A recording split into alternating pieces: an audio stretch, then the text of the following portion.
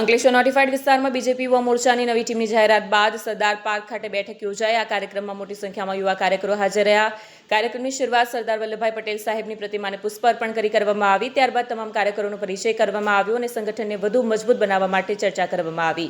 આ પ્રસંગે આગેવાનો દ્વારા યુવાનોને સંગઠન પ્રત્યે સમર્પિત રહીને કાર્ય કરવાની પ્રેરણા આપવામાં આવી। સાથે જ આવનાર સમયમાં પાર્ટીની વિવિધ પ્રવૃત્તિઓને સફળ બનાવવા માટે વ્યૂહરચના પર ચર્ચા કરવામાં આવી। કાર્યક્રમ અંતે તમામ કાર્યકરો એકઠા થઈ સંગઠનને વધુ મજબૂત બનાવવા માટે પ્રતિબદ્ધતા વ્યક્ત કરી હતી।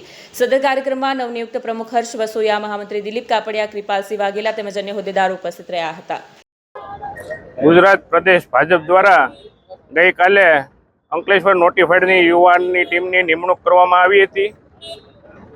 આ નિમણૂક બાબતે પ્રદેશ ભાજપ, જિલ્લા ભાજપ તથા નોટિફાઈડ ભાજપનો અમે યુવા ટીમ ખૂબ ખૂબ આભાર માનીએ છીએ અને આગામી દિવસોમાં નોટિફાઈડ યુવા ટીમ ખૂબ મજબૂતાઈથી કામ કરશે અને યુવાનોને જોડશે અને લોકહિત કામ કરશે।